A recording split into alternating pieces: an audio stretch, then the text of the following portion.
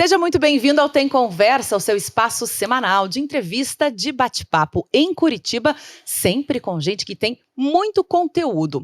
E nossa conversa de hoje é sobre carreira. Afinal, nossa convidada tem mais de 100 mil pessoas treinadas, atendeu mais de 90 empresas e todos os dias pelas redes sociais impacta milhares e milhares de pessoas. O Tem Conversa tá no ar.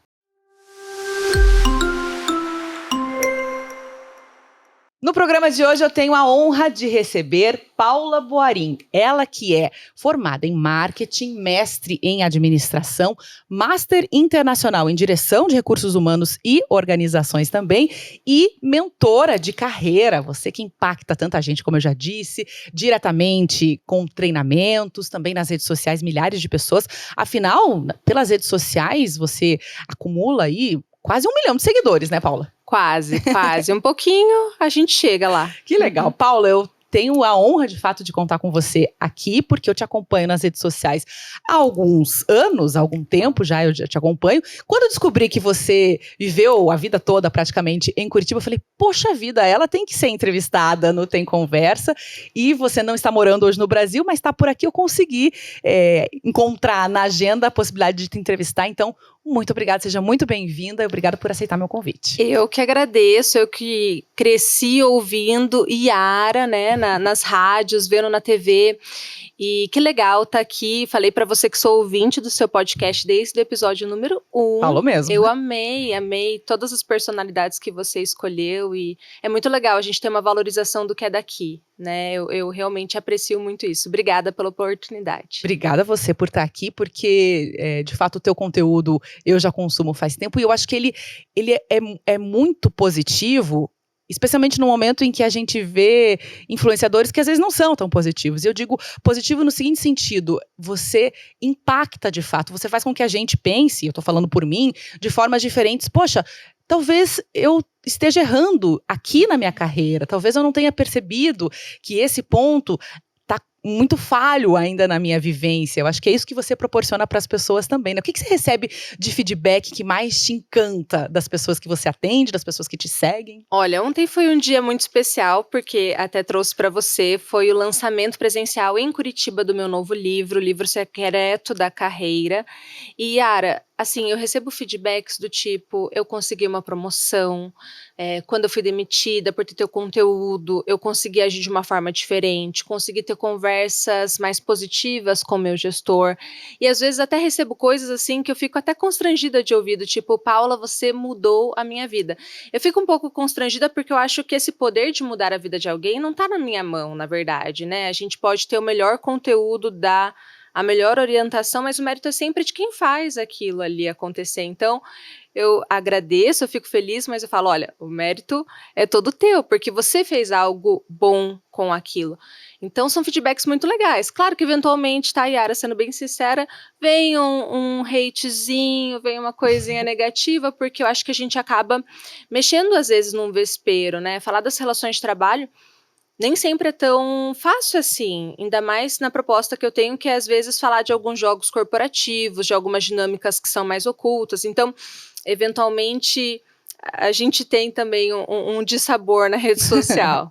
Faz parte, né? Faz parte do trabalho. Exatamente. Já que você falou, então, eu vou até mostrar aqui na câmera para que todos que estão nos acompanhando pelo YouTube possam ver. Pelo Spotify eu já falo também mais detalhes do livro, mas tá aqui o primeiro livro físico de Paula Boarin. Tem outras publicações também que você pode acompanhar de forma online. O Livro Secreto da Carreira, aquilo que não te contaram, mas você deveria saber. Hoje está disponível para compra online, né? Online e também nas lojas físicas agora, já na Livraria Curitiba, eu tenho certeza que tem para comprar também. Você teve o lançamento que foi realizado na quarta-feira da semana passada, agora estamos nessa semana em que vai ter lançamento em São Paulo também. Em São Paulo, no dia 21, na Livraria da Vila, do Pátio Higienópolis. Que legal, hein? Que bacana. E eu não falei aqui, mas eu vou aproveitar a publicação, o livro aqui, da Paula, eleita LinkedIn Top Voice 2023, é conhecida também pelo prêmio IBEST 2023 nas categorias Influenciadora de RH e LinkedIn. Bom, Paula, o segredo da carreira carreira que não te contaram, mas que você deveria saber. Tem muitos, são 13 capítulos aqui no livro, mas eu queria falar sobre alguns deles. Qual foi o primeiro momento em que você achou importante dizer para todo mundo que algo que você atendeu, algo que você encontrou na tua vivência, poderia estar acontecendo com outras pessoas? Qual foi o primeiro personagem que apareceu na tua carreira, nas mentorias, já que você começou a realizar? Talvez até antes dos personagens, Yara, o que eu comecei a perceber, e muito primeiro comigo, né? Porque antes de querer dar jeito na carreira dos outros, eu precisei dar jeito na minha. E até os 23 anos, comecei a trabalhar aos 16, eu era bem perdida, eu tive várias iniciativas, eu era todo o estereótipo negativo da geração Y, sabe? Do que falam que é inconstante, que quer as coisas muito rápido. Então, eu tinha muitas dificuldades na carreira e a vida inteira escutei uma palavra que eu tenho ódio até hoje, porque eu sou assim, que é a palavra potencial, né? Que é basicamente essa história de você pode ser, mas ainda não é. Então, eu não entendia o que faltava, porque intelectualmente, assim, eu sempre fui muito estudiosa, sempre fui muito dedicada, recebia bons elogios, então eu pensava, nossa, como assim? O que está faltando? Se a técnica eu entrego, por que eu não cresço como eu acho que eu deveria crescer? E aí eu fui entendendo que o comportamento é um fator muito importante, que eu não colocava na minha equação, que o relacionamento no Brasil é determinante, e eu era muito revoltadinha, assim, do tipo, ai, não, que absurdo, networking, quem indica, ai, meu Deus. Como a maioria dos profissionais desconsiderando que isso é um traço da cultura, que todos nós, inclusive, replicamos esse comportamento, né, Yara? Porque a gente não contrata um eletricista, não compra um bolo de aniversário sem pedir indicação. Poxa, Paula, é verdade, hein? Agora você tocou na ferida.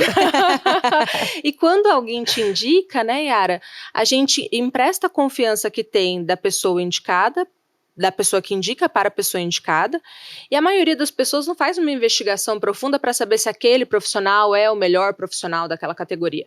Então, isso acontece porque é algo cultural. Então, a partir do momento que eu entendo a cultura, entendo que é assim, que é maior do que eu, que é maior do que você, eu começo a entender que relacionamento é importante também. Acho que é o segundo fator aí de mudança. E o terceiro fator que percebi em mim, e aí muito nos meus clientes, é que a maioria dos profissionais, aqueles mais éticos, aqueles mais responsáveis, eles morrem de medo de fazer qualquer coisa que possa parecer antiético, autopromoção, puxa-saquismo. Existe uma conduta de retidão, de trabalhar em silêncio, daquela honra, sabe? De entregar muito calado.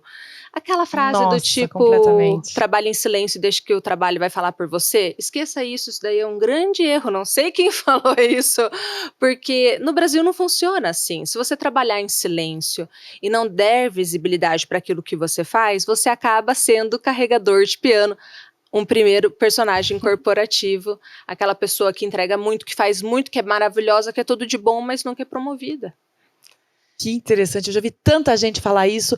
Ah, não, mas eu não quero ficar me autopromovendo, eu não quero fazer publicidade sobre mim mesmo. Então tá um ponto equivocado aí. Mas como fazer o contrário? Aquela pessoa que pensa, não, eu vou trabalhar e que o trabalho mostre por si, se não mostrar, paciência, enfim, confiar até na justiça das corporações, enfim. Como mudar essa chave, então? Bom, primeiro tendo esse entendimento, não funciona assim. Não funciona assim. Tem gente, Yara, que eu atendo que acha até errado ter uma conversa de forma proativa para negociar salário ou pedir aumento. Ah, eu não tenho que pedir aumento. Se meu chefe... Tem umas falas assim no LinkedIn, né? Se meu chefe não me valoriza, essa empresa não é lugar para mim. Então, nenhuma empresa vai ser para você. Porque se essa promoção natural, como muitas pessoas esperam, de novo, ela contraria a lógica empresarial. A estrutura é piramidal, não tem espaço para todo mundo. Se eu tiver 100 pessoas boas, eu não tenho 100 posições de promoção, né? Geralmente você tem 10% nas avaliações de desempenho que vão receber algum eventual aumento, né? Então, sabendo disso, aceitando essa realidade, eu acho que a gente pode começar com algumas ações. Que ações? Dar visibilidade aos projetos, falar para o seu gestor o que você tem feito, pedir feedback, aproveitar essa oportunidade para também compartilhar as coisas que você tem entregado, aproveitar as oportunidades que a empresa te disponibiliza para se relacionar, Porque também conheço, né, Yara? Olha só, o pessoal vê os colegas no cafezinho e fica assim, lá, ó, fulano de tal que não tá trabalhando, tá aí coçando ao invés de fazer o que tinha que fazer. É assim que a gente faz, né, Sim. o bom profissional, né? Só que aquele fulano que tá ali enrolando, aspas, ele tá nutrindo um relacionamento, ele tá falando com a outra área, ele tá mostrando o trabalho dele. No Brasil, esse cafezinho é estratégico, é importante, é trabalhar, porque se a gente for parar para pensar, na hora do vamos ver, a gente só consegue o extraordinário ou a mais no Brasil se você tem um vínculo ou um bom relacionamento com a pessoa. É verdade. Né? Tem aquela regra, para os amigos tudo, para os inimigos a lei. Né? Então, entendo isso, uso melhor os momentos de relacionamento, posso usar o LinkedIn como uma rede social a meu favor, posso ensinar o que eu sei, que é uma forma sutil e natural de mostrar que eu estou pronta para uma próxima posição. Então, tem muitas coisas que a gente pode fazer, e a comunicação que a gente estava falando antes até, Sim, né? antes de gravar, né? Tá em tudo o tempo todo. Eu tô falando que vale a pena seguir a Paula, viu? Você que tá acompanhando, eu tenho certeza que se eventualmente não conhece o trabalho da Paula, tá se encantando aí com aquela cortina que ela tá abrindo, né? Porque às vezes a gente até tem essas vivências no dia a dia e pensa, poxa, por que eu não tô conseguindo evoluir na minha carreira? Mas você tá mostrando, tá escancarando, né? Ó, é assim, a cultura brasileira é desse jeito. Não dá pra você lutar contra uma cultura, meu bem. Então é melhor que você se adeque a ela, é melhor que você entenda como as coisas funcionam. E enquanto você falava ainda sobre a indicação de profissional, quantos e quantos grupos de WhatsApp, eu tenho certeza que quem nos acompanha, pelo menos um deve ter, de indicação, né? Seja do condomínio, seja do grupo de amigos, ou um grupo que muitas vezes as pessoas pedem, vocês me indicam algum profissional para fazer isso? E é de fato a forma como a gente acaba funcionando, né? Você falou sobre o LinkedIn, foi um dos pontos nessa tua primeira explanação também. Como trabalhar melhor o LinkedIn, além do que você já disse, de colocar o seu conhecimento à disposição de outras pessoas, mostrar que está pronto para o próximo passo, adorei isso. Mas tem como criar uma rotina, talvez, de se mostrar no LinkedIn, né? Não no sentido ruim que a gente às vezes pensa, mas de colocar você para ser visto pelas outras pessoas e pelos outros profissionais? Eu acredito que sim, Yara. O mundo que a gente está hoje entende que se não está online, não existe. Eu sei que pode ser odioso, mas a gente está naquela aceita que dói menos, né? Então, veja, se eu sei que o mundo digital é importante, eu posso ter um LinkedIn bem preenchido, primeiro ponto, e assim, atenção aos detalhes, né? Porque às vezes a gente preenche de qualquer jeito, não tem padrão, não olha pontuação, não foca em colocar resultados, não foca em colocar indicadores, não foca em falar a linguagem do negócio e acaba preenchendo de uma forma muito operacional, tipo, preenchimento de planilhas. Isso não significa nada. Isso é um indicador, é um KPI, então saber também colocar com as palavras certas aquilo que a gente faz. Investir numa boa foto profissional é super importante, e uma boa foto profissional não é uma foto que você está super produzido, ou a pose clássica de poder de braço cruzado olhando de cima para baixo. É uma foto de alta qualidade, que foi pensada para aquele contexto, não aquela foto da formatura, ou aquela do casamento que se recortou, sabe? A capa também é uma oportunidade de você trazer um pouco de contexto. Você pode investir em palavras-chave. O que são palavras-chave, Yara? Vamos supor que eu estou buscando uma vaga de analista de treinamento, eu vou olhar essas vagas e vou ver que palavras que se repetem. É o software tal, análise de dados, eu vou perceber quais palavras que mais se repetem e eu vou colocar isso no meu LinkedIn, porque isso me ajuda no ranqueamento e na busca pelo meu perfil. Também posso adicionar com intenção pessoas que podem me empregar ou pessoas que eu quero me conectar. Não tem essa regra de ter que conhecer a pessoa, tá? Então, eu indico para os meus clientes, olha ali o RH das pessoas o RH das empresas que você quer trabalhar e adicione as pessoas. Adicionou, não basta adicionar, tem que interagir, porque a rede é social, então tem que socializar. Então, como que a gente interage? Curte, comenta, compartilha alguma coisa que você acha interessante, começa a criar um relacionamento, porque um erro que a maioria das pessoas faz é tentar extrair algo de alguém no seco, nunca deu uma curtida, nunca interagiu. As pessoas, elas acompanham, e aí você chega pedindo. Networking não é algo que a gente chega pedindo, é algo que a gente chega ofertando. Eu gosto de falar que networking é uma poupança que para sacar tem que depositar. Se não depositou, a chance de conseguir é zero, né? E também a gente tem que pensar que a pessoa que está lá no RH, o gestor da vaga, ele recebe esse tipo de abordagem 300 vezes por dia. Então, como eu consigo me diferenciar? Aí a produção de conteúdo também, né, Yara, é muito legal. E aí eu acho que sim, cabe uma rotina ou um desafio pessoal de tentar, olha, uma vez na semana, postar alguma coisa bacana. O que dá para postar? Desde compartilhar conhecimentos, resultados de projeto, indicação de livros, eventos que você foi, insights de coisas que você consumiu, uma série que você achou interessante. O que é importante é você pensar em quem você quer impactar e criar um conteúdo para aquela pessoa. E começar, porque é a prática que vai te deixar bom, né? E mesmo que pareça, acredito que muita gente possa ouvir e falar assim, poxa, eu podia ter feito isso há tanto tempo, né? Podia já ter começado, mas dá para começar agora, né? Dá para começar agora e a maioria ainda não faz. É verdade. Né? Então, sempre tem chão e sempre dá para começar. Sempre há tempo. Você, eu já tinha lido sobre isso mesmo, você falou no comecinho da entrevista que desde os 16 anos trabalha e eu vejo essa tua paixão nas tuas publicações com relação ao trabalho. E a gente tem muita gente ainda, né, alguns discursos de que, poxa, só não vejo a hora de me aposentar, trabalho é muito ruim. O que é o trabalho para você? Qual que é a riqueza que você vê no trabalho? O que te faz brilhar os olhos em trabalhar? Lógico, trabalhar com algo em que você acredita, impactando, como eu disse já, tantas pessoas, mas o trabalho de maneira geral, por que ele é tão positivo na vida de uma pessoa? Ai, eu não sei se para todos, mas para mim eu tenho certeza que é um lugar de dignidade e foi o primeiro lugar que eu tive autoestima, né? Então, eu era uma criança gordinha, eu já tinha esse tamanho quando era criança, para quem não tá vendo, eu tenho 1,79. Eu nem acho tão alta, gente, sendo bem sincera, mas o pessoal se choca. E um passado de uma pessoa que sofre bullying, que não se vê boa nem na estética, eu não sou uma pessoa super extrovertida, naturalmente. A única saída é estudar, né? Então, o campo do estudo, para mim, foi muito importante. Foi o primeiro campo que eu tive reconhecimento e, por consequência, o trabalho também. Então, para mim, ele representa esse lugar de dignidade, esse lugar de autoestima. Ter o seu próprio dinheiro, a questão do dinheiro para mim é muito importante, não só porque eu sou de Capricórnio, gosto de... É uma trabalhadora nata aí, né? Eu sempre jogo pro signo, né, Yara? Mas não é por causa disso, é porque o dinheiro para mim ele representa liberdade. O não, ele é proporcional ao dinheiro que a gente tem na conta. Concorda? Concordo plenamente. Eu gostei dessa frase, né? O não é proporcional ao dinheiro que temos na conta. Porque quando você não tem, você se submete a coisas que você precisa se submeter. Então, no começo da minha carreira, era um pouco isso, sabe? De ter que trabalhar porque precisava. E eu acho que isso também é um fator que diferencia. Quando você trabalha porque precisa, o seu prazer, ele não é enorme. É muito difícil você se automotivar numa realidade que é muito difícil.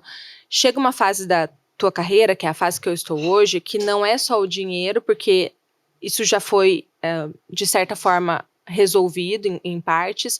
Não é a questão mais do reconhecimento, porque também me sinto muito realizada nesse campo. Agora é uma parte de realmente, eu quero doar, quero contribuir, quero ajudar. Então, tem essa questão do propósito, que tanto se fala.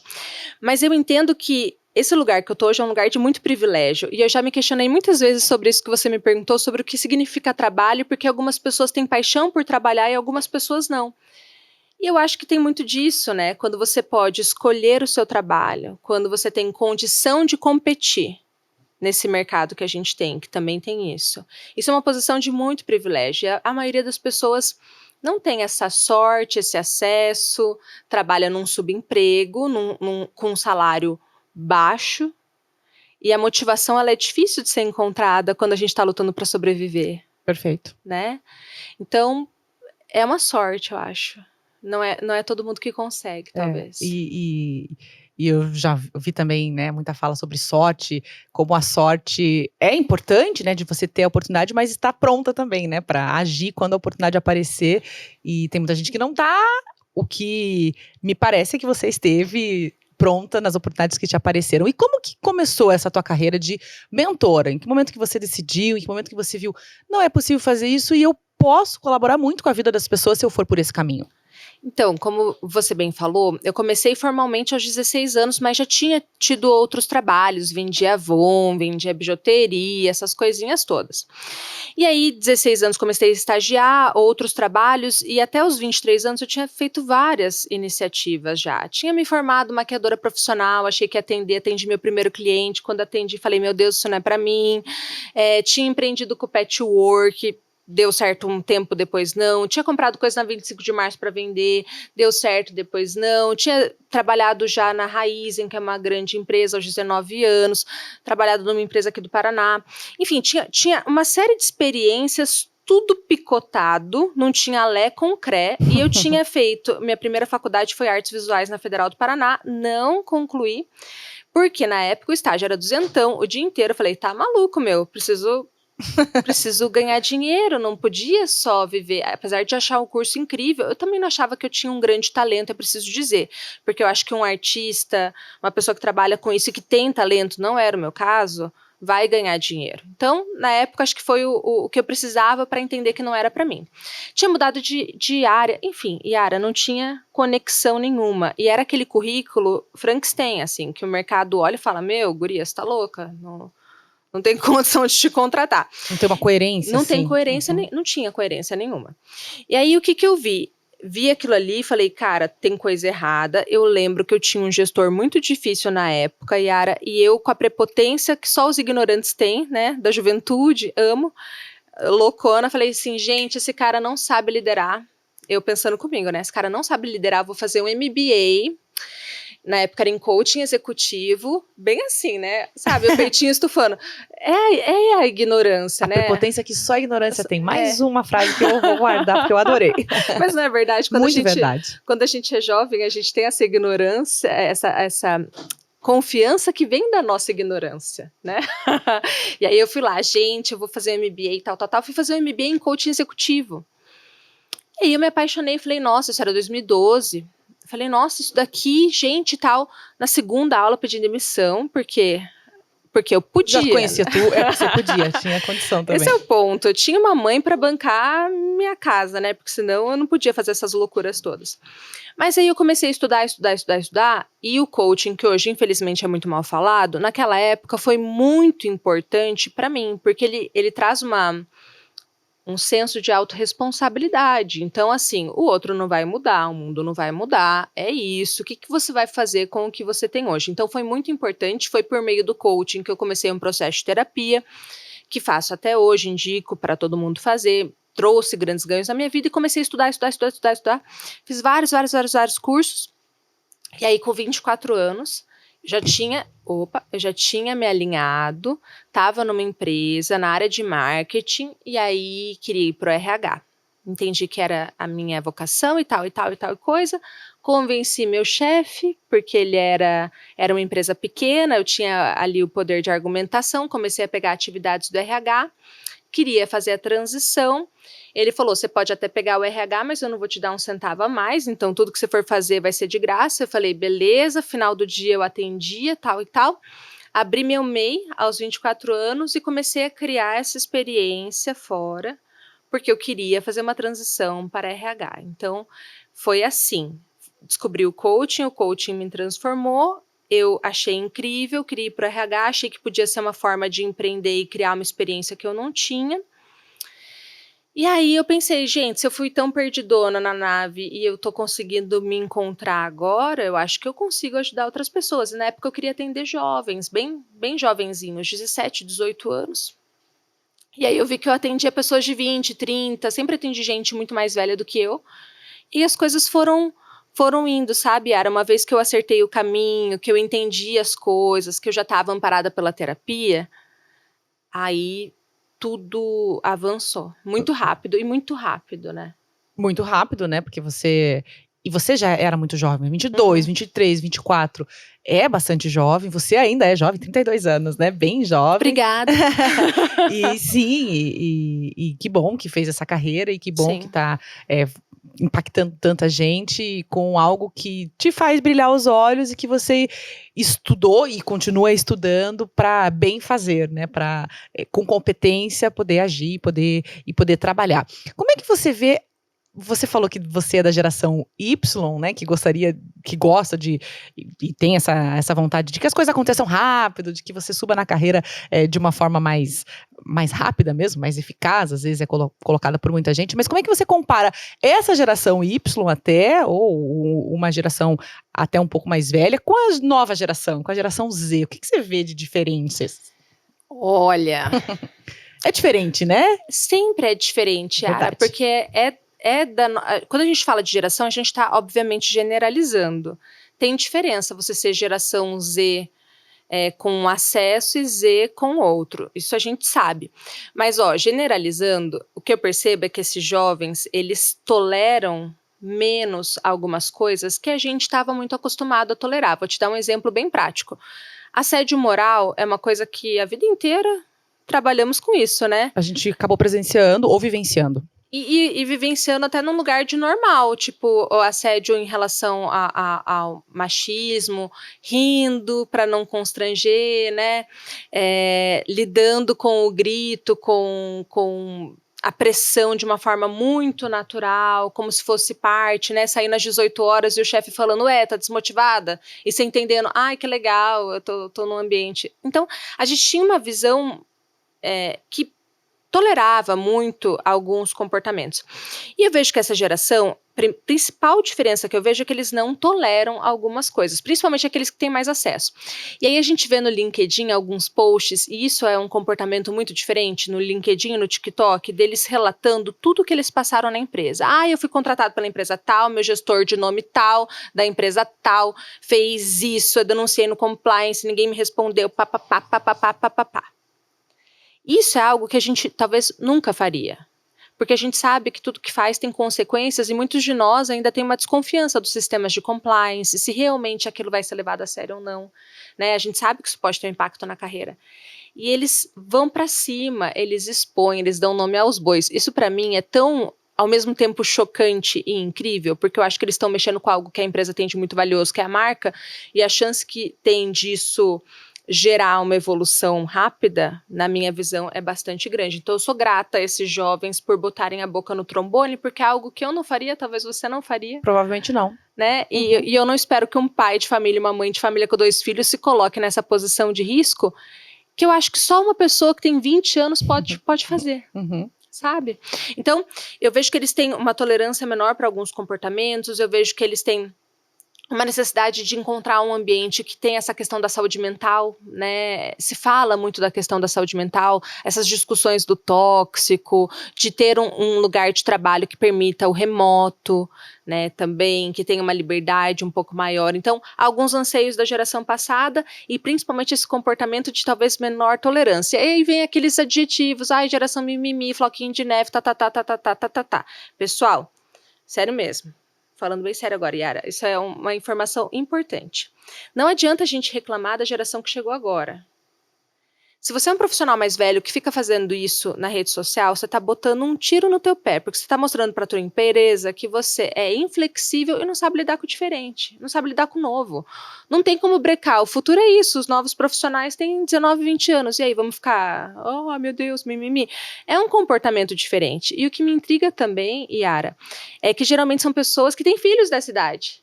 É muito interessante. Então, é o vizinho que tem esse comportamento, não é o filho que você criou, protegendo, porque é isso, é fruto da superproteção também. Então, é muito interessante essa questão das gerações para mim, sabe? Mas pelo que eu te ouço dizer, você é aquela que olha para... E acho que como em todos os aspectos da carreira, que olha e diz, é desse jeito, eu vou ter que trabalhar com o que está aqui. E não, não, o jovem tem que aprender a ser diferente. E não vai ser assim, né? Faz parte de toda geração chegar para incomodar. Quem foi jovem esqueceu quando era jovem, gente. A gente era assim, a gente era de questionar, de perguntar, é do jovem ser assim? Como que eu quero que um jovem seja diferente? Não tem como, é só lembrar de como a gente era com 20, 15 anos. Ai, que legal ouvir você falar, porque eu cada vez em que você fala, e eu ainda me surpreendo com as suas falas, eu penso, tá vendo? É por isso que eu sigo essa mulher, é por isso que eu a acompanho, e por isso que a convidei também, e estou muito feliz de você estar aqui.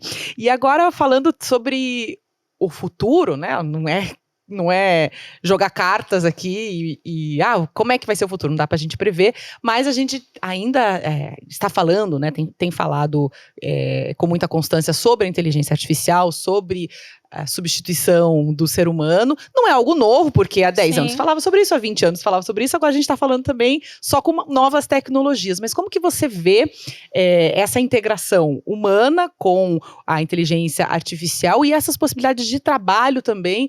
E como você responde ao medo das pessoas? Meu Deus, ninguém mais vai ter emprego, vai ser todo mundo substituído pelas máquinas. Você tá certo quando tem esse medo, que bom que você tem esse medo, porque o medo é uma emoção importante pra gente se preparar. Então, vamos olhar para esse medo.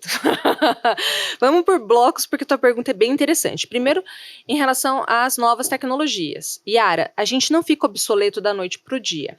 Ninguém. Nem eu, nem você, nem ninguém. É um conjunto de pequenas ações que a gente vai tomando diariamente, que faz com que um dia a gente acorde, geralmente no dia que a empresa dá beijão, tchau, tchau, e pense, nossa, alguma coisa aconteceu e eu não tô mais nesse shape que o mercado pede que eu tenha. O mercado de trabalho, ele tem um apelo da moda, das tendências muito grande. Tem sempre o profissional da moda, ele tem uma cara, ele tem um jeito, ele tem um estereótipo, ele tem uma forma de falar, ele tem as tecnologias que ele usa. Tem um conjunto, um combo que faz você ser mais ou menos disputado, dependendo da época. 10 anos atrás era um, hoje é outro, daqui 10 anos vai ser outro. E isso te demanda a atualização constante. E o que acaba acontecendo com a gente? A gente vai ficando mais velho, e eu sinto isso em mim. A gente vai tendo mais certeza das nossas certezas e dos caminhos que a gente já traçou. Isso nos dá um pouco de preguiça e também a gente está um pouco mais cansado porque tem muitas demandas da nossa vida rolando ao mesmo tempo. Aí chega uma nova rede social, o que o povo fala? Ah, mais uma rede social, não quero saber. Ai, TikTok é dancinha, ai, o não sei o que é horrível, chat GPT, ai, mais uma coisa. As pessoas, elas têm um pouco de preguiça, e eu entendo que é uma preguiça que vem da exaustão, um pouco de medo, um pouco de ranço, e elas não abraçam o novo, elas resistem ao novo. Então, a primeira coisa é, tudo que for criado, não resista, abrace. Tá o chat GPT aí? Vai usar o chat GPT, vai usar os aplicativos com inteligência artificial, se interesse, conheça, para você poder dizer se é ou não para você, e para você poder ter uma discussão mais rica, que vem do teu conhecimento experimentado. Então, primeiro, abrace as gírias, entenda o comportamento das gerações, colhe no Z, porque é o futuro. Então, assim, eu não posso vencer o futuro, vou me juntar enquanto é tempo para fazer aliança, né?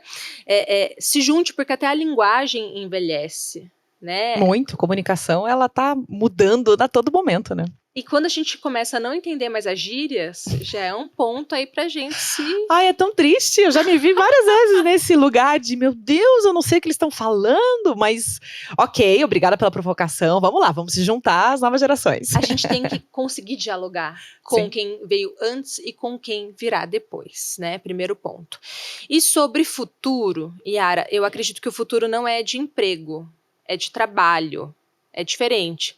Por quê? Desde 2015 eu acompanho o mercado, porque eu lembro que foi quando eu estava numa empresa aqui de Curitiba, bastante grande, que teve várias demissões em massa. E para mim aquilo ali foi muito chocante. Eu estava na RH já, falei, meu Deus, como assim? Comecei a acompanhar os indicadores. O número de vagas CLT diminui ano após ano. Aí a gente teve uberização do trabalho, nova reforma trabalhista, pandemia. O que a gente vê? Freelancer, PJ, empreendedores, MEIs, empreendedorismo no Brasil que parte muito mais de uma necessidade de trabalhar do que de uma vocação real. E aí o que eu entendo? Que no futuro, seja por vocação ou por necessidade, todos nós iremos empreender para continuar trabalhando. E aí eu vejo um futuro de trabalho onde está muito mais na nossa mão criar as oportunidades do que esperar oportunidades dadas. Essa ideia da oportunidade, a gente pode até entrar nessa discussão, mas eu estou falando muito aqui. Você me corta qualquer coisa, De jeito hein, nenhum, Paula. Eu vou deixar você falando. Esse episódio vai ter 3 horas e meia, se preparem. Nossa, pessoal, porque eu me empolgo, já tô aqui dando uma palestra. Mas essa E que honra quem tá podendo acompanhar uma palestra da Paula, assim, com tranquilidade, no sofá de casa, ouvindo no carro, podcast. Isso é uma honra. lavando uma louça, é verdade. Porque assim, Yara, tem essa questão da oportunidade, que é um outro mito que a gente pode quebrar, né? Você já deve ter ouvido isso. Que não me dão oportunidade e que pedem experiência para me dar a oportunidade. Sim, lógico. Que é clássico. É um contrassenso, né? Como assim?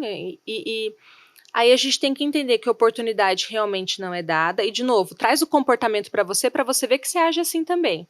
Você não contrata um fotógrafo, um maquiador, um pintor sem experiência. Não contrato. Você não aposta com o teu dinheiro. O contratante também não. Valeu, de novo, tocou na ferida, viu, né? Paula? Não é verdade? Lógico que é verdade, Vamos completamente. pensar, porque isso daí ajuda a gente a agir. Então, aquilo que a gente está acostumado a chamar de oportunidade, eu chamo de aposta de baixo custo. A pessoa investe em você, ela sabe que você não está pronta, mas você tem alguma coisa, uma atitude, um comportamento, um brilho no olho, alguma coisa, e em contrapartida ela te paga menos do que ela pagaria para um profissional pronto. É assim que funciona. Perfeito, baixo custo. Baixo custo, exato. Então, sabendo disso, você que está nos ouvindo, que tem condição, o que você precisa é de experiência. Vai para cima, cria oportunidade. Até trabalhar de graça às vezes é difícil, porque você tem que ter uma postura de ir lá, abordar a empresa, abordar aquele empreendedor que você quer, oferecer seu trabalho, ter essa mente empreendedora para criar as oportunidades e, né, ter aquilo no futuro. Todo maquiador, toda modelo, todo fotógrafo, todo chefe de cozinha, a maioria desses profissionais mais autônomos começam trabalhando de graça para ter portfólio, não é assim? É assim, claro que sim. O CLT pode adotar essa lógica, porque o futuro ele se apresenta dessa forma também. É chato, é ruim, mas... Mas é um plantio também, né? Talvez Mas a gente faz... Você precisa plantar para colher, né? Fazendo até essa comparação. E é isso, às vezes, não quer dizer que você vai fazer isso para sempre. Para sempre, obviamente, né? Mas são apostas que a gente faz, a gente tem que apostar também, né? No que a gente quer, ou no que a gente acredita que é possível, ou no que a gente tem talento, ou no que nos faz feliz, né? Sim. No ambiente de trabalho também. E o que mais me deixa triste, talvez, dessa lógica, Yara, é que, de novo, ela é uma lógica que privilegia quem tem mais acesso, porque trabalhar de graça também é um privilégio. Com certeza, se você precisa que as contas estejam pagas, nem todo mundo pode fazer isso. Sim. E como é que, aí a gente também entra num vespeiro grande e de muitas discussões e teorias, e como é que a gente consegue aumentar esse acesso às oportunidades para as pessoas? E aí a gente olha para um país muito desigual, que é o Brasil, e aí a gente fala dessa posição, como você já citou, de privilégio, mas... Qual seria a dica que você poderia dar, uma mentoria que você faria também para essas pessoas que elas têm condição financeira inferior àquelas que estão nos ouvindo, eventualmente, que estão talvez no mesmo patamar de condição financeira? Como que dá para fazer essas apostas também? Talvez numa vivência muito mais difícil, muito mais complexa de apostas, mas dá para a gente pensar num caminho? É muito mais difícil. Hoje eu sei que meu público ele é um público... dessa fatia muito privilegiada, né? Mas quando eu penso em pessoas que estão lutando pela sua sobrevivência, obviamente vai ser uma jornada muito mais desgastante, mais difícil. É um caminho que se dá pela educação, porque isso tudo que eu tô falando para vocês tem a ver com acesso a conteúdo, a estudar, para você desenvolver teu pensamento crítico, que é uma coisa que a gente não é ensinado a ter, a gente não tem uma educação que ensina a pensar. É uma educação que ensina a reproduzir de modo geral, né? E passar de ano, e é uma coisa tudo muito a curto prazo. O que importa é passar, não precisa aprender, não precisa entender, né? Então, isso vem desde criança, nessa educação. Então, acho que a educação, de fato, é o que transforma a nossa vida, é o que transforma a política, é o que transforma as nossas cidades, as nossas relações. E depois vai ter que ter um entendimento, talvez, de uma jornada dupla, tripla, quádrupla, porque é isso, você talvez tenha o seu emprego CLT, o seu emprego que paga as suas contas, e no contraturno tenha que fazer o movimento. Mesmo eu que tive muitos acessos, durante 4 anos tinha um emprego CLT, que pagava minhas contas, e no contraturno, no sábado, fim de semana, estava lá trabalhando todos os dias para poder o quê? Eu precisava de dinheiro para sair do emprego, e a empresa tinha que gerar pelo menos o dinheiro que eu tinha para eu poder sair do emprego. E tinha que trabalhar nos horários que tinha para poder fazer isso acontecer. Então, é sacrificante. Isso que eu tinha muitos acessos, né? Então, eu sei que vai ser sacrificante, mas eu não consigo encontrar um outro caminho. Também acredito que políticas públicas precisavam ser muito mais atuantes do que são hoje, tá? Acho que eu sou muito a favor de políticas públicas, até por morar hoje na Suécia e ver o quanto um governo atuante, para quem precisa, faz a diferença, sabe? Mas é um caminho aí a ser percorrido. E já que você falou que vive hoje na Suécia, né? Viveu até que idade estava em Curitiba? Você foi para a Suécia há pouco tempo? 3 anos atrás. 3 anos atrás. E além dessa percepção até governamental, né, de políticas públicas, enfim, o que mais te chocou, te chamou a atenção quando você começou a morar lá, quando começou a entender um pouquinho da dinâmica na Suécia com relação ao Brasil? Muita coisa mudou, Yara. Primeiro que eu percebi, de novo, como faz diferença ter um governo atuante. O governo sueco, ele propicia uma série de coisas, licença parental de 400 e poucos dias, pai e mãe. Então, assim, isso diminui a desigualdade de gênero no trabalho. Teve muita campanha pública lá para incentivar a paternidade, então a gente vê pais andando na rua, cuidando de filhos, brincando, uma coisa que aqui no Brasil, quando acontece a gente fica, ó lá, paizão, hein? Lá é tipo, o cara tá sendo pai, normal. Só que teve muita política pública para isso acontecer.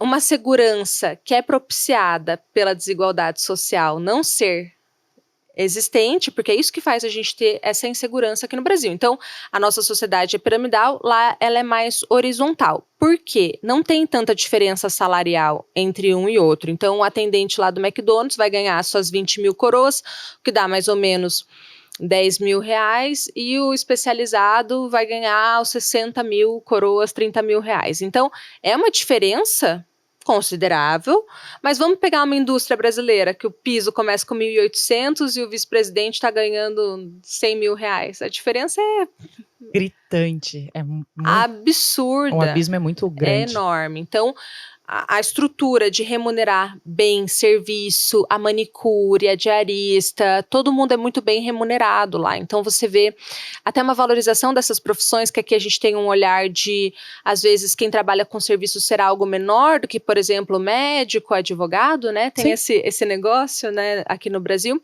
Lá o status também, né? O status, exato. Lá a gente vê diferente, então eu percebo um governo atuante, uma segurança que vem dessa organização da sociedade, uma educação muito forte pública, uma educação pública muito parruda. Lá, o que é engraçado é que quando você vai nas grandes empresas, não necessariamente a pessoa que está na grande empresa tem um ensino superior. E isso me surpreendeu muito, porque como é uma economia mais estável e as pessoas têm mais oportunidades, é diferente do que a nossa lógica aqui. No Brasil, a gente é criado para vencer. Porque você sabe que você não tem muita chance, que você vai ter que cavar na unha, que você vai ter que ser o melhor, você vai ter que estudar feito um condenado para tentar ter alguma coisa. Lá eles são criados para viver, eles nascem para ser, tanto que as discussões, as rodas, elas não giram em torno do trabalho. Né? Então é muito diferente. E na Europa, uma coisa que é tendência lá, todo mundo faz um sabático, jovem, assim, eu vou tirar um sabático, vou fazer um ano, tal. Um ano? Tipo, viajando na Europa, curtindo a vida, eu fico, meu Deus. Aqui, quando alguém resolve fazer, meu Deus, é muito difícil, ficou doido. Né? É muito difícil, então é uma outra cultura mesmo. Que legal, e você falando sobre essas diferenças, e que eu não conhecia, não vivi. Eu li um livro, já faz algum tempo, que falava sobre a Suécia, e eu até me apaixonei, falei assim, nossa, meu sonho um dia é conhecer Estocolmo, eu quero ir para lá.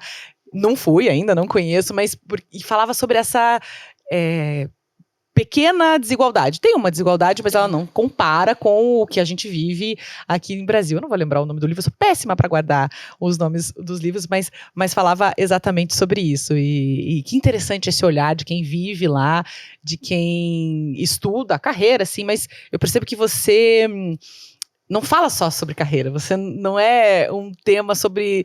se você tiver que falar por muito tempo sobre um tema, talvez seja carreira, mas você consegue transitar por tantos outros e tem que ter tantas outras abordagens e trazer de contribuição. Pelo menos para mim que estou aqui, várias vezes nossa, que legal, ela tá colocando isso que eu nem tinha ideia, e para quem está nos acompanhando da mesma forma.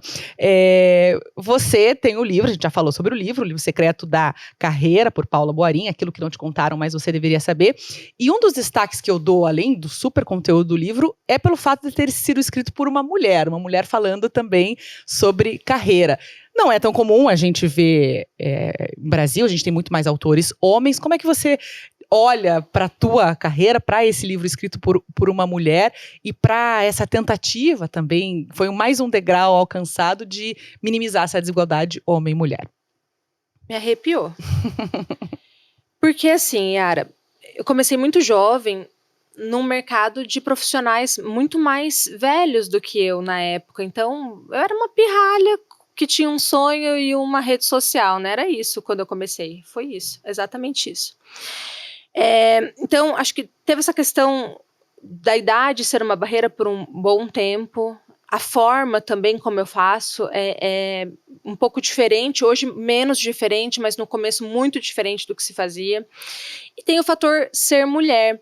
E me chama muita atenção, porque a maioria dos livros de carreira são de homens, muitos de fora, e isso é uma conta que não fecha para mim, porque a maioria das pessoas de RH são mulheres. Eu não consigo entender como isso acontece. É verdade, bem pontuado. Ou melhor, consigo sim, porque no tema do meu mestrado eu estudei carreira das mulheres, né? Então, é difícil a gente acessar algumas coisas. Então, eu me sinto muito orgulhosa, me sinto muito feliz de ser a mulher que eu sou, de estar nesse lugar de destaque. Eu espero que isso seja o início para tantas outras pessoas poderem sonhar também, alcançar também, sabe?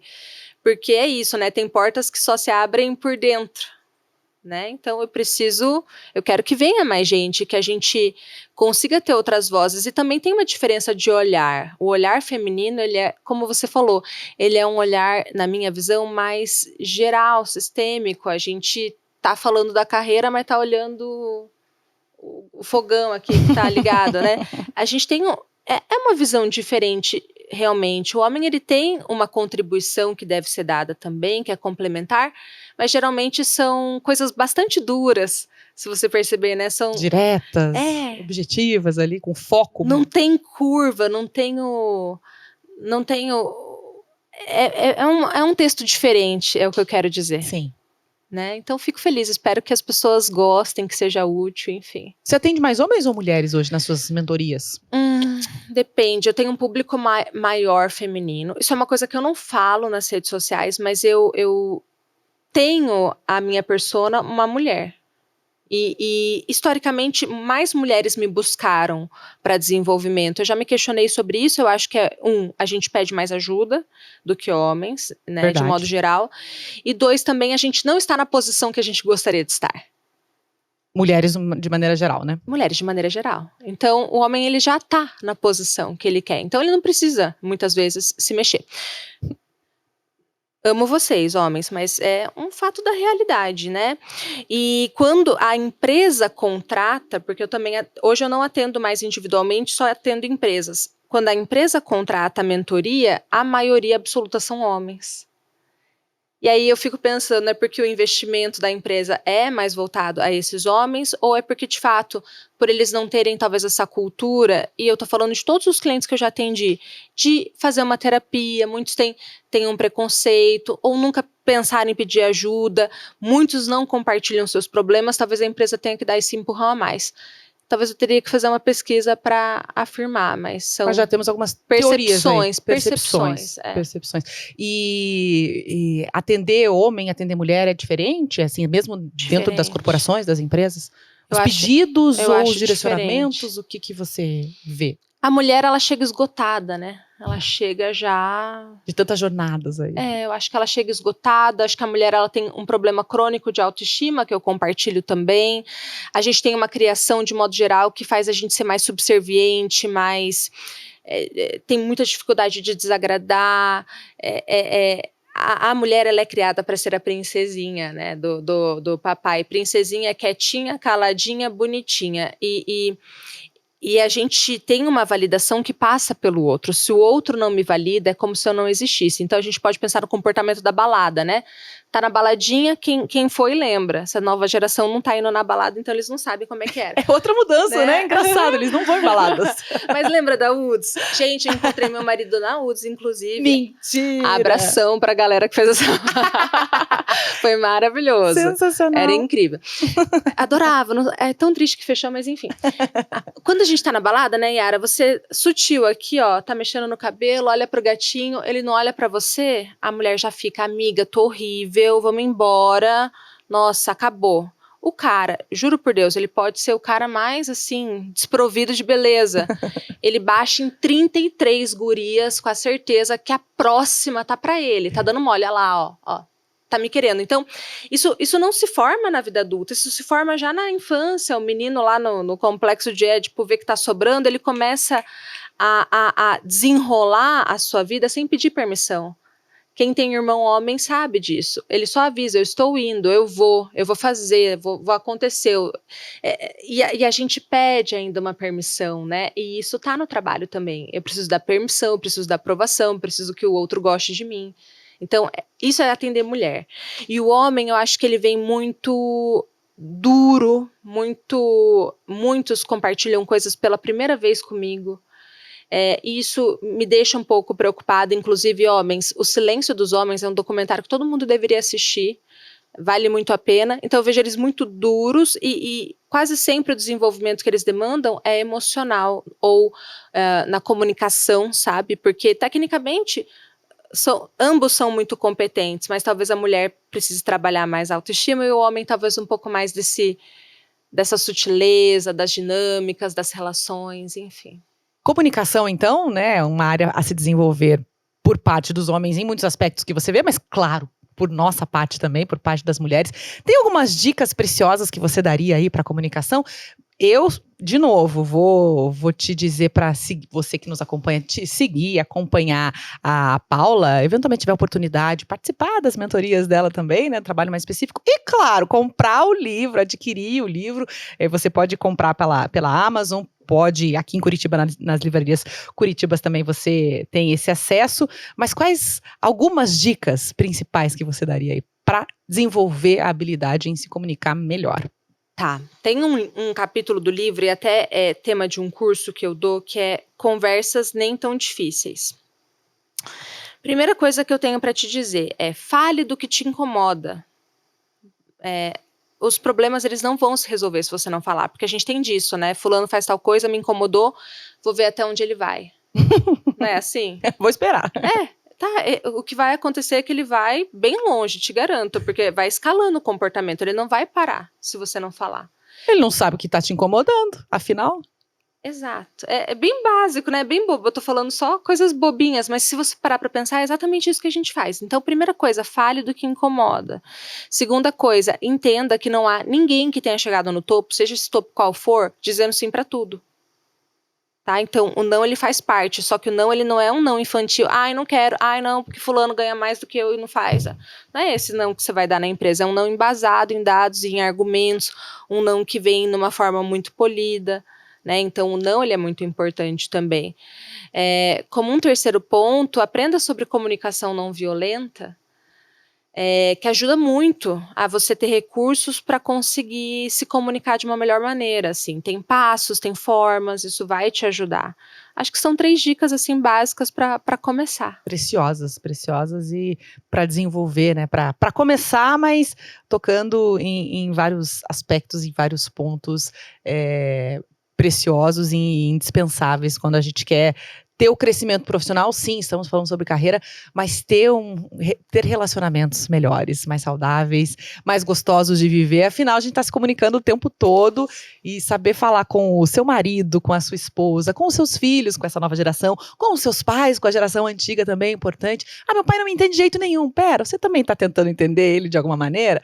É difícil, é desafiador, mas é possível. Eu vou ter que praticamente encerrar, viu, Paula? Mas eu queria que você falasse de Curitiba também. Você falou que adora Curitiba, você tá, pelo menos uma vez por ano você vem pra cá. O que te encanta na cidade? O que você olha e fala, meu Deus, eu adoro essa cidade por causa disso. Eu sou muito feliz quando eu posso estar aqui também, além da família e dos seus amigos, né? Bom, eu amo Curitiba, fato. Eu moro próximo ao centro, então eu amo o centro da cidade, eu amo sair andando nas ruas. Como o centro tá interessante, né? Tem os restaurantes, os cafezinhos, adoro ver as pessoas andando na rua, adoro o chão, a calçada com os pinhões. Acho que a gente tem uma cidade muito bonita e eu fico tão feliz que alguém teve essa ideia de valorizar a beleza da cidade, porque isso faz ela ser mais turística, faz a gente ter mais prazer em morar aqui. É tão bom viver numa cidade que é bonita. Lógico que nas partes mais centrais tem um pouco mais de investimento. Mas enfim, eu amo o centro, amo a cidade, não gosto do frio, confesso, eu sou de Campo Grande, Mato Grosso do Sul, então assim, a primeira vez foi muito traumática, porque não tinha roupa de frio, enfim. Mas tudo bem, a gente tolera o frio, porque eu gosto também das pessoas, sabe? Eu acho que o curitibano, ele é uma pessoa ponta firme, ele demora para ser cativado, fato. Mas quando você cativa, ele é uma pessoa muito comprometida, ele faz as coisas, ele dá para contar, assim, sabe? E como amigo é leal também, eu gosto né? muito dessa característica, dessa seriedade que eu acho que se leva as coisas aqui. Não sei se você sente isso também. Gosto Eu muito. nunca vivi em outro lugar, nunca morei em outro lugar, mas eu tenho essa sensação que você diz. Sim. E eu sou, me vejo também como essa pessoa de. Não é no primeiro momento em que, vem na minha casa. Não é assim, né? Mas com a sementinha plantada e regar essa relação de maneira frequente, cotidiana, eu vejo construções muito positivas na minha vida, de trabalho sim, mas vida pessoal, inclusive foi uma amiga minha, a Marina, talvez ela esteja nos acompanhando, ela falou uma coisa uma vez que eu levo pra vida também, ela falou assim, que ela estava participando de algum desenvolvimento de carreira na empresa que ela trabalhava, e perguntaram pra ela, o que você sente mais orgulho na tua vida? E ela falou das relações que eu construo e já construí, né? E, lógico, tem tudo a ver com networking, afinal, adorei também quando você disse que você tem que colocar na poupança, depositar para depois um dia tirar, e nas nossas relações na vida pessoal também, porque estão sempre andando em paralelo. Na Suécia já se pensa em viver muito bem, muito mais do que trabalho. Aqui também a gente vê que muita gente está pensando nisso também. Aposta para o futuro, né? Acreditamos e esperamos que sim. Vamos ver. Isso é legal para a gente encerrar. Aqui, muitas vezes, a gente vive para trabalhar. Uma lógica muito norte-americana. E lá na Suécia, eles trabalham para viver. Tanto que quando chega o verão, Yara, olha que loucura, o povo tira férias para curtir o verão. Tipo, para mim é uma loucura porque, assim, a lógica de trabalho não existe curtir verão, mas o clima, como é mais ou menos assim, igual ao nosso, eles vivem aquilo ali. Mas, de novo, muitas coisas precisam acontecer para isso ser possível. E a gente tem que abraçar o que está vindo. Adorei também. Exato. Enfim, eu não sei o que eu gostei mais, porque foram tantos apontamentos interessantíssimos e, na minha visão, inteligentes também, né? Dessa tua percepção, da forma como você fala incrivelmente bem, tem um vocabulário muito extenso e tem uma clareza nas pontuações que você faz. Não é porque você está aqui, é porque quando eu fui, enquanto você falava, eu falei, nossa, como ela consegue articular tão bem as ideias e as palavras, porque se desenvolveu e segue se desenvolvendo também nessa tua carreira, nessa tua trajetória. Fico feliz, você jornalista falando isso pra mim me deixou muito honrada. Eu não ia mentir olhando no teu olho, né, Paula? Por favor. Mas eu fico feliz, muito obrigada. Obrigada a você, obrigada por estar aqui e muito mais sucesso ainda, que você alcance muito mais gente, porque eu acho que você contribui, de fato, para a vida das pessoas, para a carreira e para que a carreira nos torne mais felizes, nos deixe mais felizes, nos possibilite ser felizes, porque dá para ser feliz trabalhando, é claro que sim. Muito obrigada, foi uma delícia, espero que tenha sido útil para quem ouviu e sigo à disposição, pessoal, nas redes sociais, @paulaboarim com N de navio. Muito obrigada. Então, e você que nos acompanhou, você que esteve conosco até o fim dessa transmissão no YouTube, né, e também pelo Spotify, tá? Você pode conferir o livro de Paula Boarim, o livro secreto da carreira e adquirir e acompanhá-la também. Na semana que vem temos mais Tem Conversa, sempre muito conteúdo interessante para você. Obrigada e até mais.